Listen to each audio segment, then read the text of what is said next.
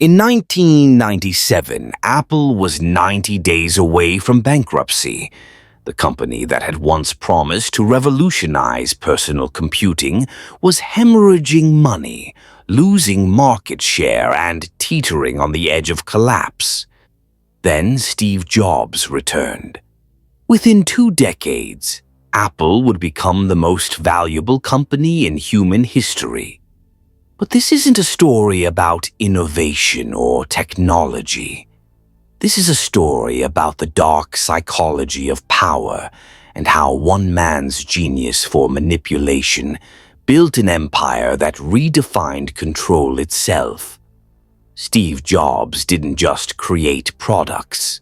He created believers. He understood something that most leaders never grasp. People don't buy what you make, they buy why you make it. And Jobs made them believe in something far more intoxicating than computers or phones. He made them believe in their own superiority. The seeds of this manipulation were planted in Jobs' earliest days at Apple. When he and Steve Wozniak founded the company in 1976, Jobs displayed a trait that would define his entire career: the ability to take credit for brilliance while deflecting responsibility for failure.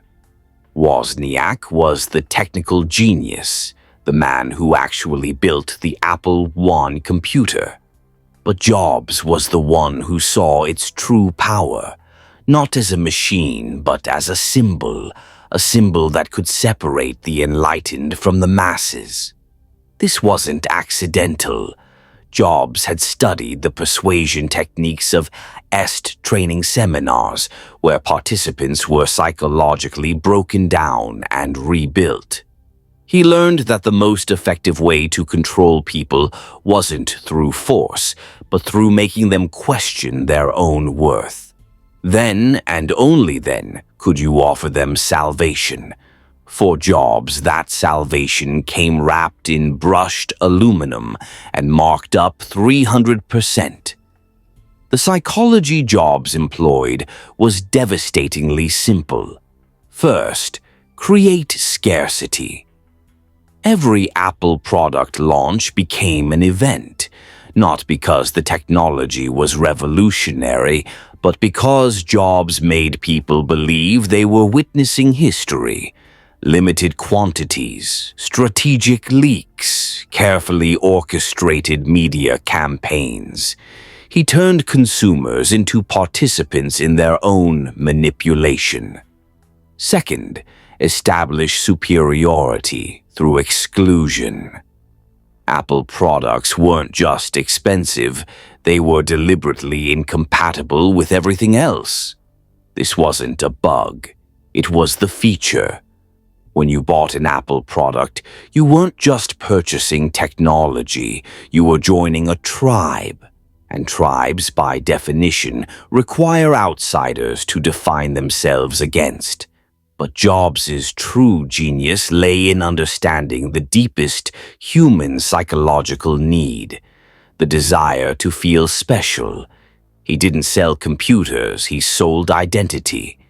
Think different, the slogan proclaimed. The implication was clear. If you didn't think like Apple, you didn't think at all. This manipulation extended far beyond marketing into the very culture of Apple itself. Jobs was notorious for his brutal treatment of employees, his impossible demands, his public humiliations. Former employees describe a culture of psychological warfare, where fear and reverence intertwined until they became indistinguishable. Jobs didn't just demand excellence, he made people question whether they deserved to exist in his presence. The power of this approach became clear during Apple's darkest hour. When Jobs was forced out in 1985, the company lost more than its co-founder. It lost its ability to make people believe. For 12 years, Apple produced competent products that no one talked about, no one lined up for, no one identified with. The magic wasn't in the technology. It was in the manipulation. When Jobs returned, he brought something more valuable than new product ideas. He brought a refined understanding of human psychology, sharpened by years of studying how Disney created emotional connections and how luxury brands manufactured desire. He had learned that the most successful form of control doesn't feel like control at all. It feels like choice. The iPod wasn't just a music player, it was a statement about who you were. The iPhone wasn't just a phone, it was a declaration of your sophistication. The iPad wasn't just a tablet, it was proof of your forward-thinking nature. Each product launch became a ritual of collective validation, where consumers proved their worth by purchasing Apple's vision of themselves. But perhaps Jobs' most insidious innovation was the creation of the App Store. Here was a marketplace where Apple controlled every transaction, took a percentage of every sale, and decided what was allowed to exist. It was digital feudalism disguised as freedom. Developers paid tribute to Apple for the privilege of reaching Apple's customers. And those customers, believing themselves to be independent thinkers, willingly trapped themselves in a system designed to extract maximum value from their choices. The financial results speak to the effectiveness of this psychological manipulation. Apple didn't just succeed, it redefined success itself.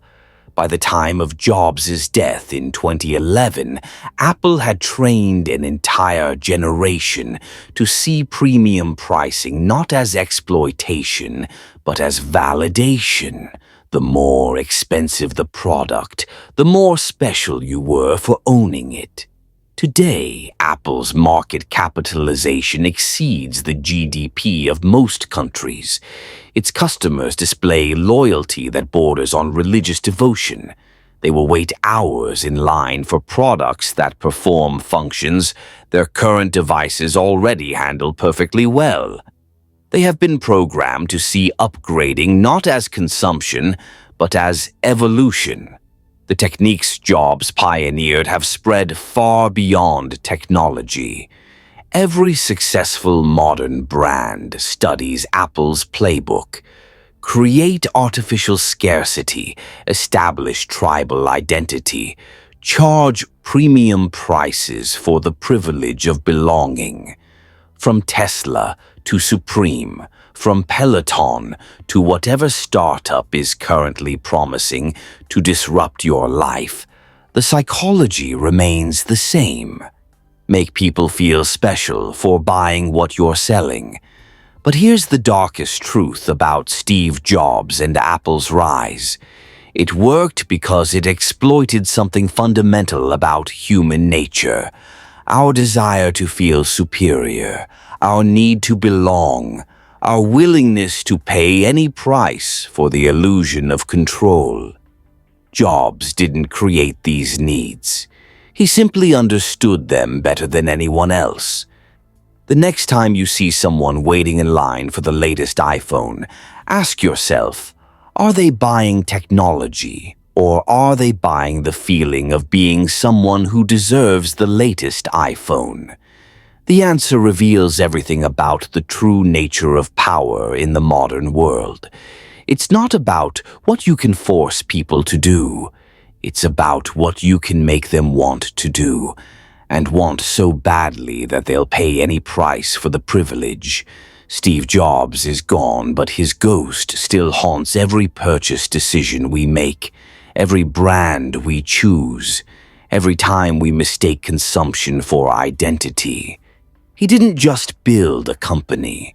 He built a template for psychological control that will shape commerce and culture for generations to come. That's the real legacy of Apple's rise. Not the technology, but the manipulation. Not the innovation, but the transformation of customers into believers who never question why they believe.